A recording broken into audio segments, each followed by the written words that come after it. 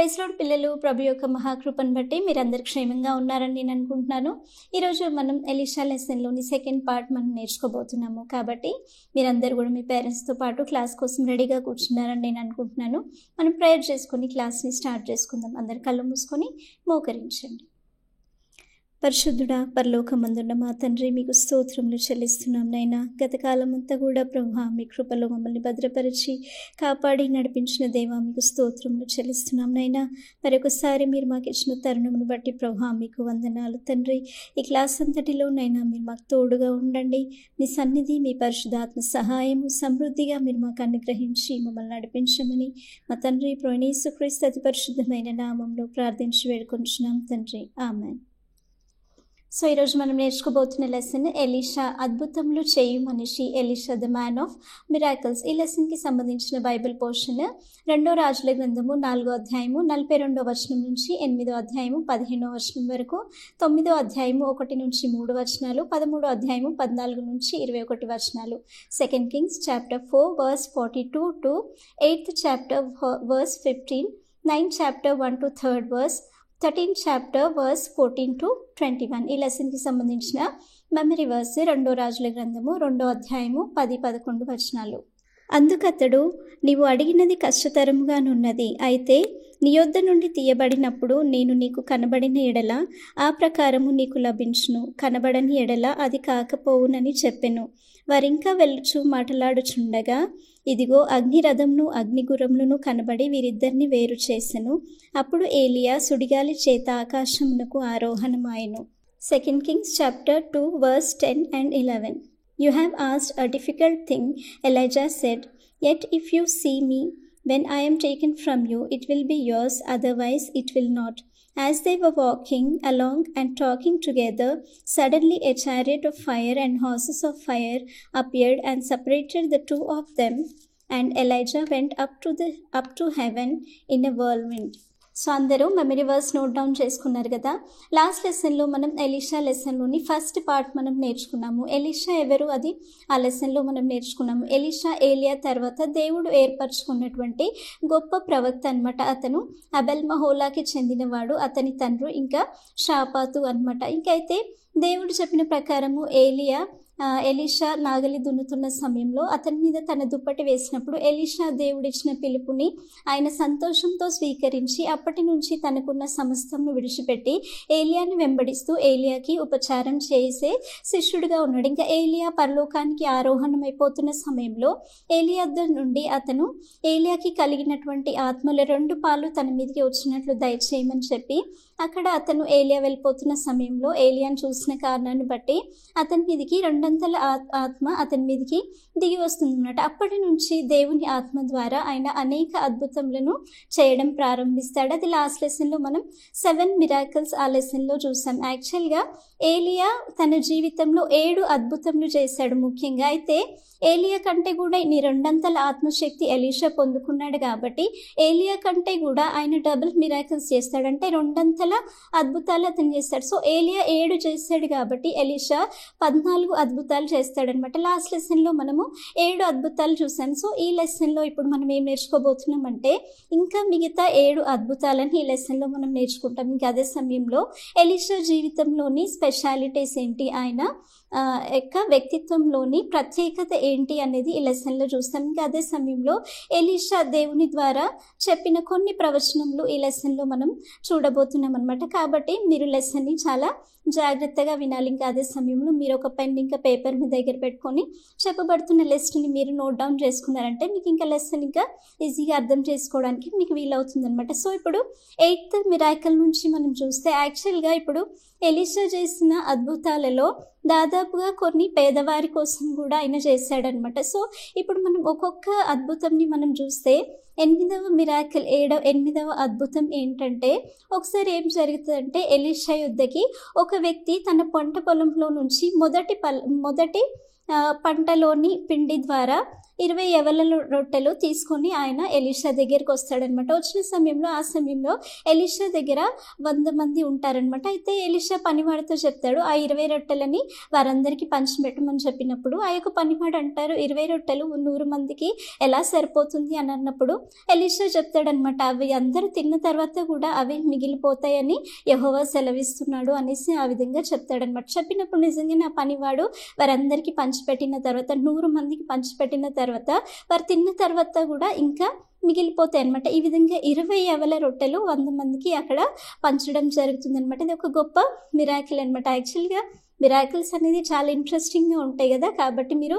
చాలా శ్రద్ధగా వినాలి. ఇంకా 9th మిరాకిల్ ఏంటంటే నయమాను యొక్క కుష్ఠరోగము స్వస్థపరచబడుట.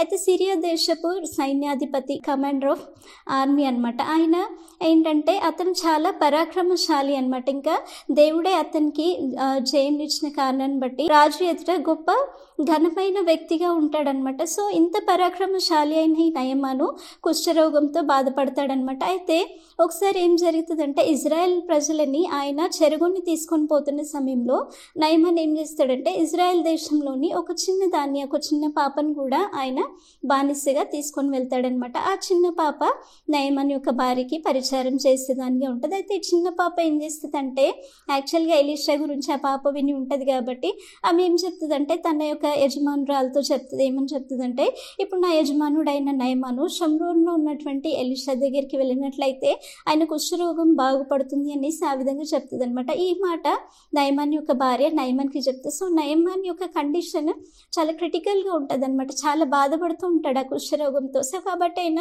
ఆ చిన్న పాప మాటని విని ఆయన ఏం చేస్తాడంటే రాజు దగ్గర సెలవు పొందుకొని ఇంకా ఆయన షమ్రోన్లోని ఎలీషా దగ్గరికి అతను వెళ్ళినప్పుడు ఎలీషా తన పనివానితో చెప్పి పంపిస్తాడు, నయమాన్ని యోర్దాన్ నదిలో వెళ్ళి 7 సార్లు స్నానం చేయమని చెప్పినప్పుడు ఈ యొక్క నయమాన్ ఫస్ట్ యాక్చువల్గా ఒప్పుకోడు. కానీ తర్వాత ఆయన ఒప్పుకొని ఏం చేస్తాడంటే వెళ్ళి యోర్దాన్ నదిలో 7 సార్లు మునిగి లేసినప్పుడు ఆయన కుష్ఠరోగం పూర్తిగా బాగుపరచబడుతుంది అనమాట. ఆయన పూర్తిగా స్వస్థత పొందుకుంటాడనమాట. సో ఇది ఎలీషా చేసినటువంటి 9th మిరాకిల్ అనమాట. ఆ విధంగా అతను స్వస్థత పొందుకున్న తర్వాత యాక్చువల్గా దాని తర్వాత 10వ మిరాకిల్ కూడా దీనికి కనెక్టెడ్గా ఉంటుంది అనమాట. అదేంటంటే గెహజీ కుష్ఠరోగం చేత మొత్తబడుట అనమాట. అయితే ఏం జరుగుతుందంటే ఇప్పుడు ఈ నయమాను స్వస్థత పొందుకున్న తర్వాత ఆయన కొంత బహుమానంని తీసుకుని ఎలీషా దగ్గరికి వస్తాడు. ఎలీషా దగ్గరికి వచ్చి ఎలీషాతో ఏమని చెప్తాడంటే ఇజ్రాయెల్ దేవుడే గొప్ప దేవుడు అని నాకు అర్థమైంది అనేసి ఆ విధంగా చెప్పి ఏమని చెప్తాడంటే ఇప్పటి నుండి నేను ఏ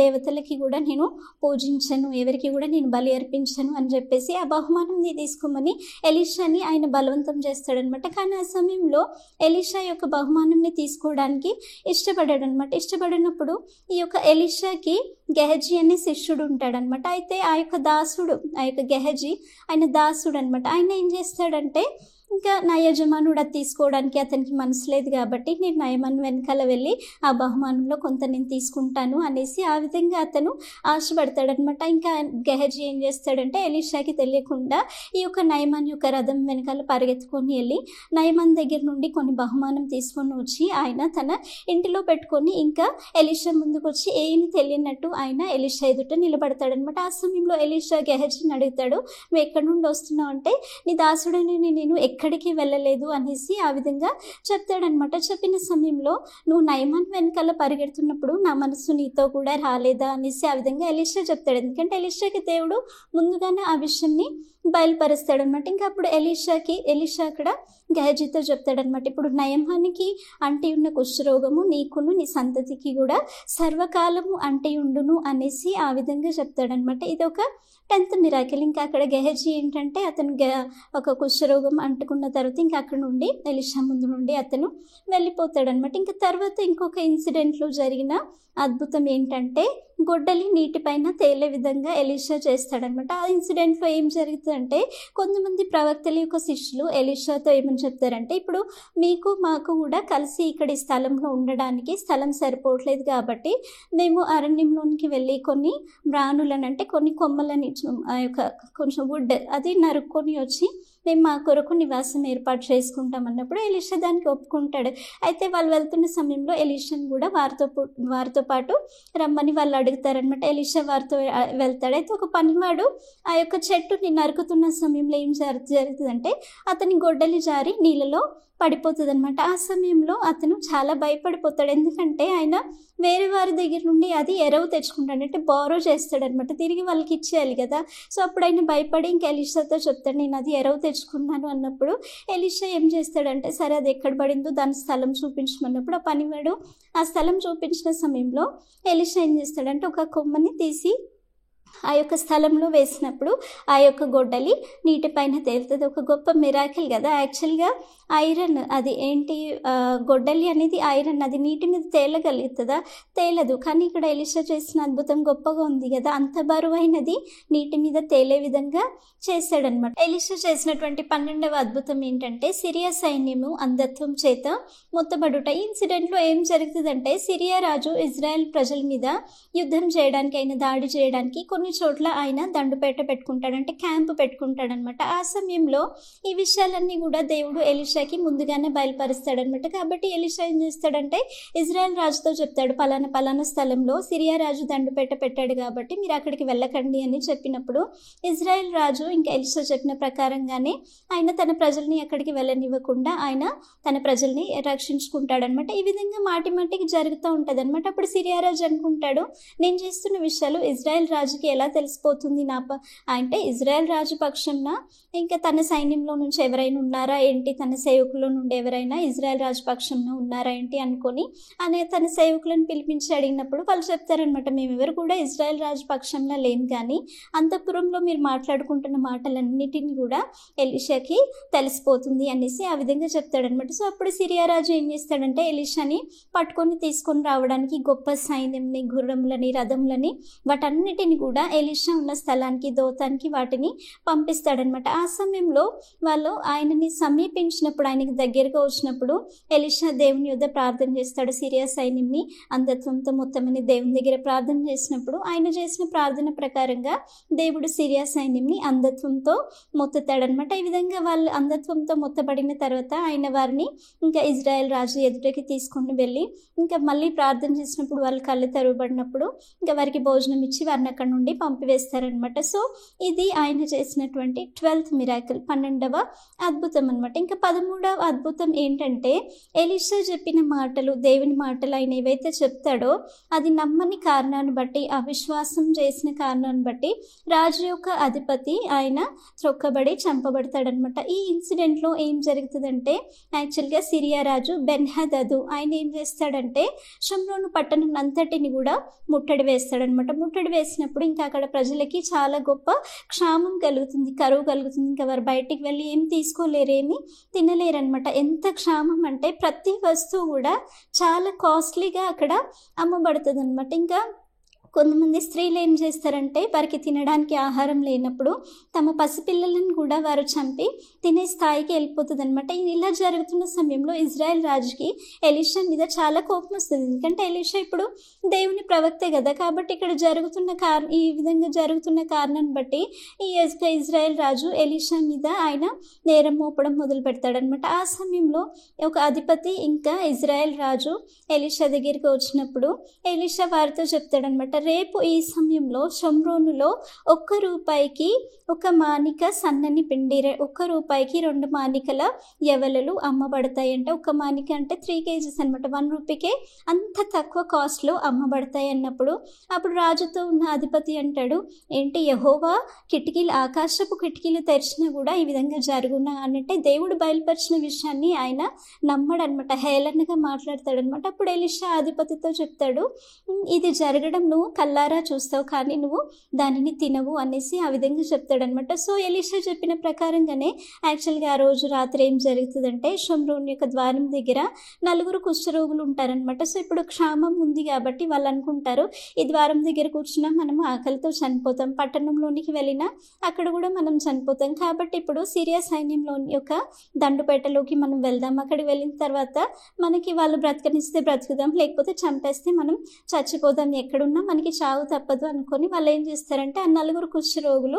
సిరియా దండుపేటలోనికి వాళ్ళు వెళ్తారనమాట. ఆ సమయంలో దేవుడైన యెహోవా ఏం చేస్తాడంటే అక్కడ గొప్ప ఉరుముల శబ్దము, రథముల శబ్దము, గుర్రముల శబ్దము ఆ విధంగా వచ్చినట్టు చేసినప్పుడు ఆ సిరియా సైన్యం వాళ్ళు భయపడతారనమాట. అంటే ఇజ్రాయెల్ రాజు ఇతరుల రాజులకి బత్తం ఇచ్చి వారి మీదకి పంపిస్తున్నాడేమో అనేసి వాళ్ళు భయపడి ఇంకా దండుపేటలో ఉన్న వస్తువులన్నిటిని విడిచిపెట్టి వాళ్ళు తమ ప్రాణాలను కాపాడుకోవడానికి వాళ్ళు పారిపోతారనమాట. ఆ సమయంలో ఈ కుష్ఠరోగులు ఏం చేస్తారంటే ఇంకా దండుపేటలోకి వెళ్ళి వాళ్ళ ఆహారం తీసుకొని కొన్ని వస్తువులు అక్కడ నుంచి తీసుకొని వచ్చి రాజుకి ఈ విషయం తెలియపరుస్తారు. అక్కడ దండుపేటలో ఎవరు లేరన్నప్పుడు ఇంకా వీళ్ళందరూ వెళ్ళి ఆ యొక్క సిరియా సైన్యం దండుపేటని అక్కడ అంతటిని కూడా వాళ్ళు దోచుకుంటారనమాట. ఇంకా నెక్స్ట్ డే ఇప్పుడు వారికి సమృద్ధిగా అన్ని వస్తువులు దొరికాయి కాబట్టి నెక్స్ట్ డే ఎలీషా చెప్పిన ప్రకారంగానే ఆ యొక్క షమ్రోనులో ₹1 ఒక మానిక పిండి అవన్నీ కూడా అక్కడ అమ్మబడతాయి అనమాట. ఇంకా ఈ యొక్క మాటని నమ్మని అధిపతి ఎవరైతే ఉన్నారో రాజు అతన్ని ద్వారం దగ్గర ఉండడానికి నియమిస్తాడనమాట. సో అప్పుడు జనాలు రష్ ఎక్కువైపోతుంది కాబట్టి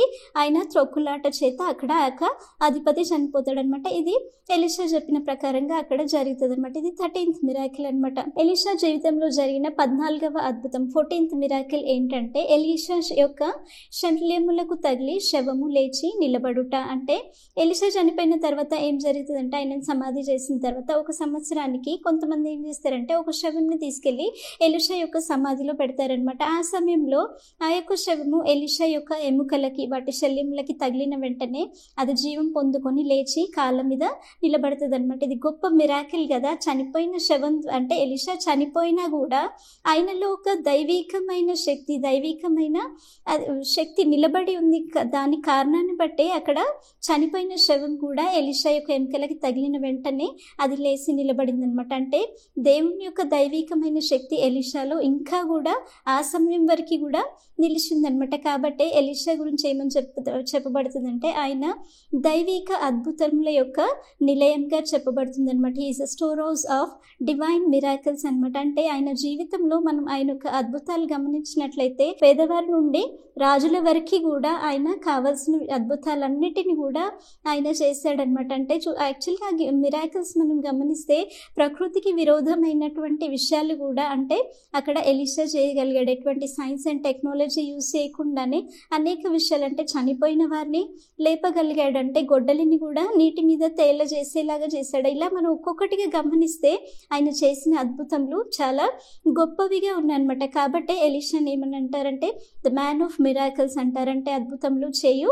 మనిషిగా ఉన్నాడనమాట. సో ఇప్పుడు ఎలీషా యొక్క విషయం చూస్తే ఇక్కడ ఈ అద్భుతాలన్నిటిలో కూడా 2 అద్భుతాలు ఏంటంటే అవి తీర్పుకి సంబంధించినవి. ఒకటి ఏంటంటే ఆయనని హేళన చేస్తున్న సమయంలో 42 బాలురు కూడా అక్కడ 2 ఎలుగుబంట్ల చేత వారు చంపబడతారు. అదొకటి. ఇంకా గెహజీకి కుష్ఠరోగము రావడం. ఈ 2 కూడా తీర్పు విధంగా ఇవ్వబడిన అద్భుతాలు అనమాట. ఇంకా మిగతా మిరాకిల్స్ అన్నీ కూడా పేదవారి కొరకు అన్ని ఆ విధంగా చేయబడిన అద్భుతాలు అనమాట. సో ఇప్పుడు ఎలీషా జీవితం మనం గమనిస్తే ఆయన కేవలం అద్భుతములు చేయ మనిషిగానే కాదు కానీ యాక్చువల్గా ఆయన జీవితం మనం గమనిస్తే ఆయన ఇజ్రాయెల్ ప్రజల సమయంలో ఆయన ముందుగా జరగబోయే విషయాలను కూడా ఆయన ముందుగా తెలియజేశాడనమాట. కొన్ని ప్రొడిక్షన్స్ ఇచ్చాడు. అంటే కొన్ని ప్రవచనాలు ఇచ్చాడనమాట. అంటే మనుషులకి కావాల్సిన ఇంకా ఇజ్రాయెల్ ప్రజల యొక్క రాజ్యానికి సంబంధించినవైనా రాజులకి సంబంధించినవైనా ముందుగా జరగబోయే కొన్ని విషయాలు ఆయన చెప్పాడనమాట. ఫస్ట్ ఒక విషయం మనం చూస్తే ఏంటంటే ఆయన ఫస్ట్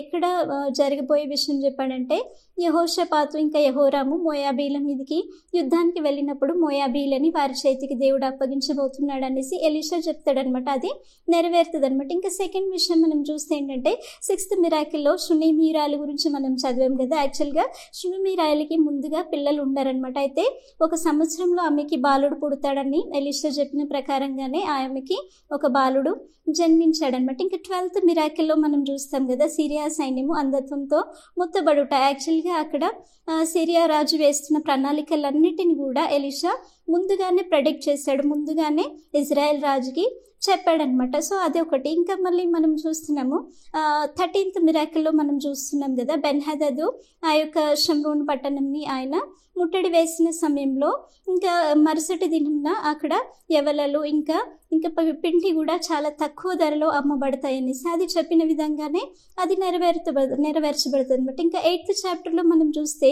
ముందుగా రాబోయే కరువు గురించి క్షామం గురించి ఆయన 7 సంవత్సరాలు దేశంలో రాబోయే క్షామం గురించి ఆయన ముందుగానే దేవుని ఆత్మ ద్వారా తెలియజేస్తాడు. అది చెప్పిన ప్రకారంగానే అది జరుగుతుందనమాట. ఇంకొకటి చూస్తే మనం ఆయన ఇంకొక ప్రొడిక్షన్ చూస్తే యాక్చువల్గా సిరియా రాజు బెన్హదదు ఆయన రోగి అయి ఉంటాడనమాట. ఆ సమయంలో ఆయన ఏం చేస్తాడంటే తన సేవకుడైనటువంటి హజాయేల్ని ఈ యొక్క ఎలీషా దగ్గరికి పంపిస్తాడంటే అతను బాగుపడతాడా లేదా తెలుసుకోవడానికి ఆయనను పంపించేటప్పుడు ఎలీషా యొక్క హజాయేల్ని చూసినప్పుడు ఆయన ఏడుస్తాడనమాట. యాక్చువల్గా ఆయన చెప్తాడు రాజు స్వస్థత పొందుకుంటాడు అని చెప్తాడు. కానీ అక్కడ ఎలీషా ఏడ్చి ఏమని చెప్తాడంటే నువ్వు బెన్హదదు తర్వాత రాజుగా అవ్వబోతున్నావు, నువ్వు ఇజ్రాయెల్ ప్రజల్ని హింసిస్తావు, నువ్వు యవనస్తులని చంపివేస్తావు అనేసి ఆ విధంగా చెప్తాడనమాట. యాక్చువల్గా హజాయేల్ విషయంలో అది మనం హిస్టరీ గమనిస్తే అది ఎలీషా చెప్పిన ప్రకారంగానే హజాయేలు ఇజ్రాయెల్ ప్రజల్ని ఆయన బాధ పెట్టువాడిగా ఉంటాడనమాట. ఇంకా తర్వాత చూస్తే ఆయన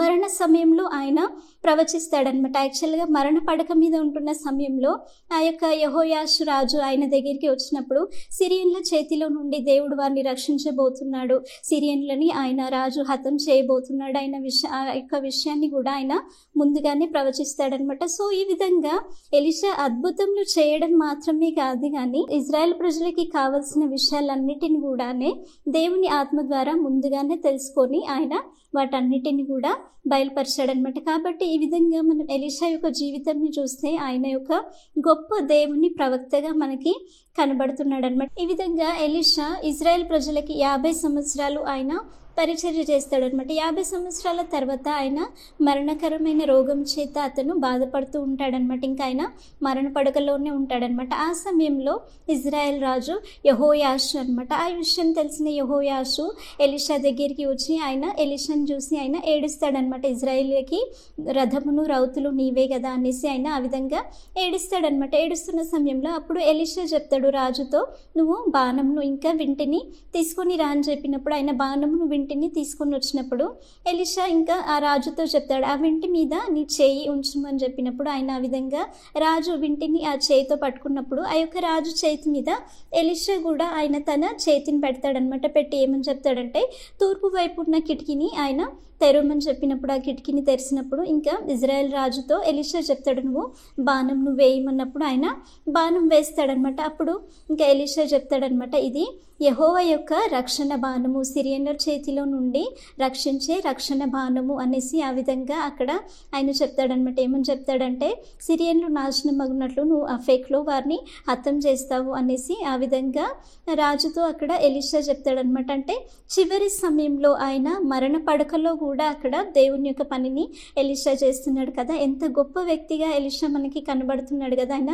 మరణం వరకు కూడా ఆయన దేవుని పని చేస్తూనే ఉన్నాడు అనమాట. ఆ విధంగా జరిగిన తర్వాత మళ్ళీ ఎలీషా రాజుతో ఏమని చెప్తాడంటే నువ్వు బాణంని ఇంకా ఆ నేల మీద కొట్టుమని చెప్పినప్పుడు ఆయన 3 సార్లు రాజు నేల మీద కొడతాడనమాట. అప్పుడు ఎలీషా కోప్పడతాడు నువ్వు 5-6 సార్లు అయినా ఆ బాణంని కొట్టవలసింది, అప్పుడు వారు పూర్తిగా సిరియన్లు పూర్తిగా నాశనం అయ్యే వరకు నువ్వు వారిని నాశనం చేసేవాడివి. అయితే ఇప్పుడు నువ్వు 3 సార్లే కొట్టావు కాబట్టి 3 సార్లు సిరియన్ల పైన నువ్వు జయం పొందుకుంటావు అనేసి ఎలీషా ఆ విధంగా చెప్తాడనమాట. ఇంకా ఆ తర్వాత ఎలీషా ఆయన చనిపోయి ఇంకా ఆయన సమాధి చేయబడతాడనమాట. ఈ విధంగా ఎలీషా ఇజ్రాయెల్ ప్రజల కొరకు ఒక గొప్ప ప్రవక్తగా ఒక గొప్ప వ్యక్తిగా మనకి ఆయన కనబడుతున్నాడు. ఆయన దేవుని కొరకు ఎంతో సమర్పణతో ఆయన కష్టపడి పనిచేసిన వ్యక్తిగా మనం చూస్తున్నాం అనమాట. అయితే ఇప్పుడు ఎలీషా జీవితంలో మనం చూస్తున్న స్పెషాలిటీస్ ఏంటి, ప్రత్యేకతలు ఏంటంటే ఒక్కొక్కటిగా మనం చూస్తే ఇప్పుడు ఏలియా యాక్చువల్గా ఆయన అరణ్య జీవితంకు ఎడారి జీవితంకి సరిపడిన వస్త్రములను వేసుకొని ఉండేవాడు. అంటే గొంగల్ని ధరించుకొని నడుముకి తోలిదట్టును కట్టుకొని ఉండేవాడు అనమాట. కానీ ఎలీషా ఆ విధంగా కాదు, ఆయన సాధారణమైన వస్త్రంలే ఆయన ధరించుకొని ఉండేవాడు అనమాట. ఇంకా సెకండ్ పాయింట్ మనం చూస్తే ఏంటంటే ఎలీషా ఆయన ఆత్మ సంబంధమైన ఆసక్తి కలిగిన వాడనమాట. ఆత్మ సంబంధమైన ఒక రోషం కలిగిన వ్యక్తి అనమాట. He is an epitome of spiritual zeal అనమాట. అంటే దేవుని విషయంలో, ఆత్మ సంబంధమైన విషయంలో ఆయన చాలా ఆసక్తిగా ఉన్నాడు. అది మనకి ఎక్కడ కనబడుతుందంటే, యాక్చువల్గా ఏలియా వెళ్ళిపోతున్న సమయంలో ఆయన ఏలియా వెనకాలే తిరుగుతుంటాడు. ఏలియా అతన్ని విడిచి వెళ్ళిపోమన్నా కూడా ఆయన విడిచి వెళ్ళిపోడు అనమాట. ఎందుకంటే ఆయన ఏలియా ఏ విధంగానైనా ఆ రెండంతల ఆత్మని నేను పొందుకోవాలి అనే ఒక పట్టుదల, ఒక ఆసక్తి ఆయనలో మనకి కనబడుతుంది అనమాట. ఆయన లోక సంబంధమైన విషయంలో గురించి ఆయన ఆసక్తి కలిగి లేడు. ఆయనకి పంటలు కావాలో, పొలం కావాలో, డబ్బు కావాలో, ఇది కావాలో, అది కావాలో అని ఏలియా దగ్గర ఆయన అడగట్లేదు. ఏలియాని నీకేం చేయాలి అని చివరి సమయంలో అడుగుతున్న సమయంలో కూడా ఎలీషా ఏం అడిగాడు, అక్కడ దేవుని ఆత్మను ఆయన అడిగాడు, అంతేగాని ఒక లోక సంబంధమైన విషయాన్ని అక్కడ అడగలేదంటే ఆత్మ సంబంధమైన ఆసక్తి ఆయనలో ఉంది కాబట్టి ఆత్మ సంబంధమైన విషయం ఆయన అడిగాడు. కాబట్టి ఎలీషా ఆత్మ సంబంధమైన విషయంలో కొరకు ఆసక్తి కలిగిన వాడిగా, రోషం కలిగిన వాడిగా మనం చూస్తున్నాం అనమాట. ఇంకా థర్డ్ విషయం మనం ఏం చూస్తామంటే, ఆయన సంపూర్ణ సమర్పణతో, కంప్లీట్ డెడికేషన్తో ఆయన దేవుణ్ణి సేవించాడు. అది మనకి అర్థమవుతుంది. ఎప్పుడైతే ఆయన పిలుపును పొందుకున్నాడో ఆ సమయంలో వెంటనే ఆయనకున్నవన్నిటిని కూడా విడిచిపెట్టి ఆయన ఏలియాని వెంబడించి ఏలియాకి శిష్యుడిగా ఉన్నాడు. ఏలియా వెళ్ళిపోయిన తర్వాత కూడా ఏలియా తర్వాత ఆయన మీద ఏదైతే భారం మోపబడిందో, ఇజ్రాయెల్ ప్రజల పక్షంన ఆయన చేయవలసిన పని ఏమైతుందో ఆయన ఆ పనిలో ఎక్కడ కూడా వెనుదీయలేదు. ఆయన నమ్మకంగా ఆయన దేవుని యొక్క పనిని ఆయన కొనసాగించాడు. ఆయన పరిచర్యలో మనం చూస్తే ఆయన కంప్లీట్ డెడికేషన్తో చివరికి ఆయన మరణ సమయంలో, మరణ పడకలో ఉంటున్న సమయంలో కూడా ఆయన దేవుని యొక్క ఆలోచనని తెలియజేసి ఆయన చనిపోయాడు. కాబట్టి ఆయన సంపూర్ణ సమర్పణతో ఉన్న వ్యక్తిగా మనకి కనబడుతున్నాడు. ఇంకా ఫోర్త్ విషయం మనం ఏం చూస్తున్నామంటే, ఎలీషా జీవితంలో ఆయన సంపూర్ణ అధికారంతో, పూర్తి నిశ్చయతతో దేవుని యొక్క వాక్యాన్ని, దేవుని యొక్క విషయాలని ప్రజలకి తెలియజేశాడు, ప్రవచించాడు. కంప్లీట్ అథారిటీతో ఆయన ఆ పని చేశాడు. ఫుల్ అజ్యూరెన్స్తో ఆయన అది చేశాడనమాట. అక్కడ మనకి కనబడుతుంది. ఎందుకంటే అనేక రాజుల ఎదుట ఎలీషా నిలబడ్డాడు, కానీ ఎవ్వరికి కూడా ఆయన భయపడలేదు. ఈవెన్ సిరియా రాజులు కూడా, సిరియా సైన్యాధిపతులు కూడా ఆయన నుండి ఆలోచన పొందుకున్న వ్యక్తులుగా, ఆయన నుండి స్వస్థత పొందుకున్న వ్యక్తులుగా అక్కడ మనకి కనబడుతున్నారు కదా. కాబట్టి ఏ రాజుల ఎదుట కూడా ఆయన భయపడలేదు. కానీ దేవుడు ఇచ్చిన విషయాలని ఆయన నమ్మకంగా చేశాడంటే ఆయన అవన్నీ ఏ విధంగా చేశాడు, ఏదో మనుషులు చెప్పిన దాన్ని బట్టి కాదు, కానీ ఆయన చేసిన ప్రతి పని కూడా, ఆయన చెప్పిన ప్రతి ఆలోచన కూడా దేవుని నుండి పొందుకొని ఒక కంప్లీట్ నిశ్చయతతోనే ఆయన ప్రజలకి ఆ విషయాలను అధికారపూర్వకంగా ఆయన తెలియజేశాడు. ఇంకా నెక్స్ట్ విషయం మనం ఎలీషా జీవితంలో ఏం చూస్తామంటే, ఆయన ఆత్మచేత నింపబడి జయ జీవితంని గడిపిన వ్యక్తిగా మనం చూస్తున్నాం అనమాట. ఇప్పుడు ఎలీషా యొక్క జీవితంలో ఆయన జయ జీవితం పొందుకోవడానికి గల కారణం ఏంటి? ఆయన దేవుని ఆత్మచేత నింపబడి ఒక జయ జీవితం ఆయన పొందుకున్నాడు. దేవుని ఆత్మ ద్వారా అతను నడిపించబడ్డాడు కాబట్టి ఏ విషయంలో కూడా అతనికి ఓటమి కలగలేదు. కానీ ఆయన ఎక్కడ ఓడిపోకుండా దేవుని కొరకు నమ్మకంగా పనిచేసి ఒక జయ జీవితంని ఆయన గడిపాడు. ఇంకొక విషయం మనం ఆయన జీవితంలో ఏం చూస్తామంటే, he was a man without guile. అంటే ఆయన యొక్క వ్యక్తిత్వంలో ఎటువంటి మచ్చ మనకి కనబడదనమాట. నయమాన్ విషయంలో మనం చూస్తున్నాం కదా. యాక్చువల్గా నయమాన్ స్వస్థత పొందుకున్నప్పుడు ఆయన ఏం చేస్తాడు, ఆయన గొప్ప బహుమానం తీసుకొని వస్తాడు. కానీ ఆ సమయంలో ఎలీషా బహుమానం దొరికింది కదా అనేసి అక్కడ వెంటనే ఆ బహుమానంని తీసుకున్నాడు. ఆయన తన వ్యక్తిత్వంని కాపాడుకున్నాడు, ఆయన క్యారెక్టర్ని ఆయన కాపాడుకున్నాడు. ఆ యొక్క వెంటనే ఆ ధనంని చూడగానే, ఆ బహుమానంని చూడగానే ఆయన ధనాశ కలిగి ఆ విధంగా చేయలేదు. గెహజీ మాత్రం ధనాశ కలిగి ఆ విధంగా చేశాడు, కానీ ఎలీషా ఆ విధంగా చేయలేదు. అంటే ఆయన లోక సంబంధమైన విషయాల కొరకు ఆశ కలిగి తన జీవితాన్ని ఎప్పుడు కూడా, తన క్యారెక్టర్ని ఎప్పుడు కూడా ఆయన అపవిత్రపరచుకోలేదు. కానీ దేవుని కొరకు ఆయన పరిశుద్ధంగా జీవించాడు. ఇంకా అనేకుల యొద్ద నుండి ఆయన మంచి వ్యక్తిగా, అంటే మంచి దైవజనుడిగా ఆయన సాక్ష్యం పొందుకున్నాడు. ఇప్పుడు మనం 2 Kings 2nd చాప్టర్ నుంచి 8th చాప్టర్ వరకు మనం చదివినట్లయితే ప్రతి ఒక్కరి నుండి ఆయన మంచి దైవజనుడిగానే ఆయన సాక్ష్యం పొందుకున్నాడు అన్నట్టు. ఇంకొకటి మనం చూస్తే ఏంటంటే, ఆయన జయ జీవితంను కలిగిన వ్యక్తిగా మనకి కనబడుతున్నాడు. ఆయన అన్ని విషయాల్లో కూడా దేవుని కొరకు నమ్మకంగా పనిచేసి ఆయన జయ జీవితంని కలిగిన వ్యక్తిగా ఉన్నాడనమాట. ఇంకా అదే సమయంలో ఆయన యొక్క మంచి బోధకుడు కూడా. ఈ విధంగా ఎలీషా జీవితంలోని కొన్ని ప్రత్యేకతలు ఏంటో మనం ఇప్పుడు చూసుకున్నాం. ఎలీషా జీవితంలో మనం చూస్తున్న ఇంకొక ప్రత్యేకత ఏంటంటే, ఆయన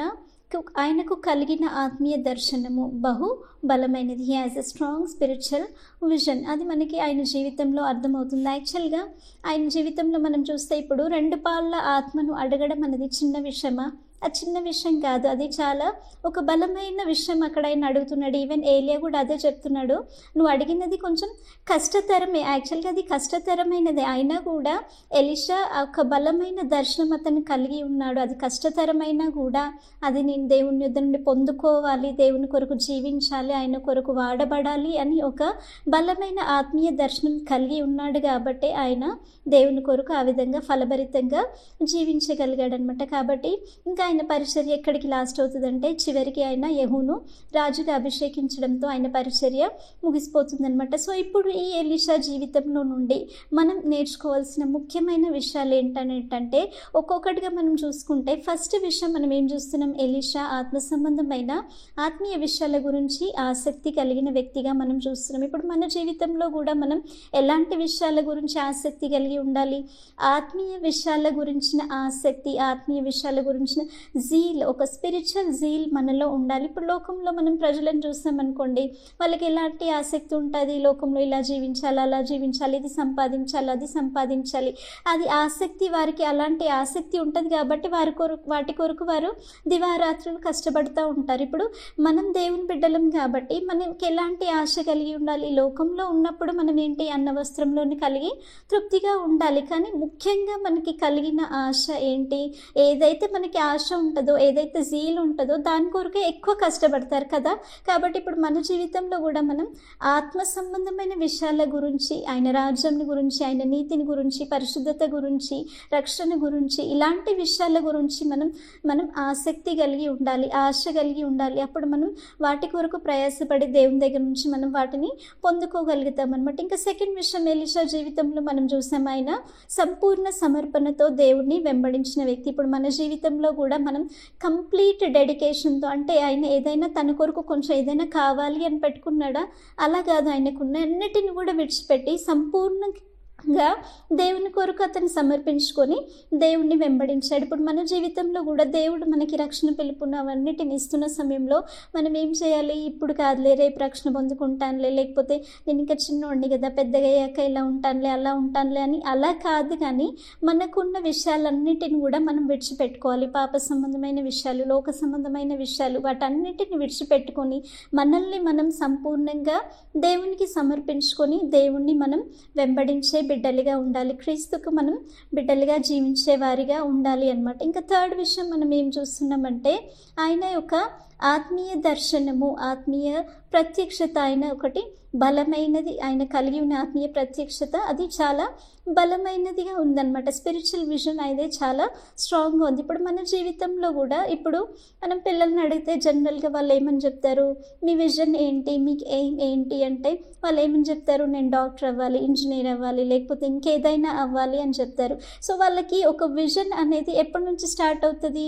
ఎవరైనా నేర్పిస్తేనా? ఫస్ట్ క్లాస్ పిల్లల్ని అడిగినా కూడా వారికి ఒక గురి అనేది ఉంటుంది, ఒక విజన్ అనేది ఉంటుంది. దాని కొరకు వారు కష్టపడతారు, ప్రయాసపడతారు, చదువుతారు, దాన్ని రీచ్ అవ్వడానికి కష్టపడతారు కదా. ఇప్పుడు మన జీవితంలో కూడా ఇప్పుడు చిన్నప్పుడే వాళ్ళకి పెద్దగా ఏమవ్వాలో అనే ఒక విజన్ వాళ్ళు కలిగి ఉంటున్నారు కదా. ఇప్పుడు ఆత్మీయ జీవితంలో కూడా ఆత్మ సంబంధంగా ఏమవ్వాలి అని మనల్ని ఎవరైనా అడిగారనుకోండి, అప్పుడు మన సమాధానం ఏంటి అంటే చిన్నప్పటి నుండే మనం ఒక ఆత్మీయ గురి, ఆత్మీయ దర్శనం, ఒక బలమైన దర్శనం మనం కలిగి ఉండాలి. ఆత్మీయంగా మనకు కలిగి ఉండవలసిన దర్శనం ఏంటి? నేను క్రీస్తు వలె మారాలి అని, ఆయన రాజ్యాన్ని పొందుకోవాలని, ఆయన రాజ్యంలో నేను ప్రవేశించాలి అనేసి, ఇంకా దేవుని రక్షణ పొందుకోవాలని, ఇలాంటి ఒక ఆత్మీయ దర్శనం మనం కలిగి ఉండాలి. అలా కలిగి ఉన్నప్పుడు వాటి కొరకు మనం కష్టపడగలుగుతాము, వాటి కొరకు మనం జీవించగలుగుతాము, వాటి కొరకు ఉన్న ఆసక్తి మనలో ఉండాలి. అంటే కాబట్టి చిన్న వయసులో నుండే మనకి ఒక స్పిరిచువల్ విజన్ అనేది మనం కలిగిన బిడ్డలుగా ఉండాలి. లోక సంబంధంగా ఉన్న పిల్లల్లాగా కాదు, కానీ మనం దేవుని బిడ్డలం కాబట్టి ఒక ఆత్మీయ ప్రత్యక్షత, ఒక ఆత్మీయ దర్శనం మనం కలిగిన వారిగా ఉండాలి. ఇంకా ఎలీషా జీవితంలో చూస్తే ఆయన ఆత్మచేత నింపబడి జయ జీవితంను జీవించిన వ్యక్తిగా మనం చూస్తున్నామంటే ఆయన జయ జీవితంకి గల కారణం ఏంటంటే ఆయన దేవుని ఆత్మచేత నింపబడుట అనేది. అంటే ఆయన అన్ని కార్యములు చేయగలిగాడు అంటే కేవలం అది దేవుని ఆత్మ ద్వారా, ఆయన సొంత శక్తి ద్వారా ఆయన ఏమైనా చేయగలిగాడు. ఆయన ఆత్మను పొందుకోనంత వరకు ఆయన ఏలియాకు ఒక శిష్యుడిగా ఉన్నాడు కానీ ఒక బలమైన ప్రవక్తగా ఆయన లేడు. కాబట్టి ఆయన ఒక జయ జీవితంకి ముఖ్య కారణం ఏంటి? దేవుని ఆత్మచేత ఆయన నింపబడ్డం. ఇప్పుడు మనం కూడా జయ జీవితం జీవించాలి అంటే మనం కూడా దేవుని ఆత్మచేత నింపబడాలి. దేవుని చేతిలో మనం వాడబడాలి అంటే దేవుని ఆత్మ చేత నింపబడితేనే మనం దేవుని చేతిలో వాడబడగలుగుతాం. దేవుని ఆత్మ లేకుండా దేవుని కొరకు మనం ఏ పని కూడా మనం చేయలేమన్నమాట. ఇప్పుడు జయ జీవితం మనం ఎలా జీవిస్తాము? When a person is called victorious. ఎప్పుడు ఒక వ్యక్తి జయవంతమైన వ్యక్తిగా చెప్పబడతాడు. ఒక విక్టరీ దొరకాలంటే అక్కడ ఒక డిఫీట్ జరగాలి, అంటే ఒకటి ఓడిపోవాలి. ఒక రాజు ఒక జయం పొందుకోవాలంటే ఒక విషయం అక్కడ ఇంకొక రాజుని ఆయన ఓడించాలి. ఇప్పుడు మనం ఆత్మీయ జీవితంలో మనం జయ జీవితం పొందుకోవాలి అంటే మనలో కూడా మనం ఓడించవలసిన కొన్ని విషయాలు ఉన్నాయి. మన స్వయంని, మనలో ఉన్న పాపాన్ని, మన పాప స్వభావాన్ని, వాటన్నిటిని కూడా దినదినం మనం వాటిపైన జయం పొందుకున్నప్పుడు మనం జయ జీవితం కలిగిన వారిగా ఉంటాం. సో మనం ఎప్పుడు వాటి మీద జయం పొందుకుంటాము? ఎప్పుడైతే దేవుని ఆత్మచేత నింపబడతామో, ఆత్మ ద్వారా మనం ఆ శరీర క్రియలని చంపినప్పుడు మనం దేవుని కొరకు జయ జీవితం కలిగిన వారిగా ఉంటాము. దేవుని చేతిలో జయప్రదంగా వాడబడే ఒక బిడ్డలుగా ఉంటాం. కాబట్టి ఎలీషా జీవితంని, మన జీవితంని మనం ఎలీషా జీవితం ద్వారా మన జీవితాలని కంపేర్ చేసుకుంటూ మనం మన ఆత్మీయ జీవితాన్ని కట్టుకోవాలి. ఇంకా అదే సమయంలో ఎలీషా ఆయన యొక్క వ్యక్తిత్వం ఎలా ఉంది?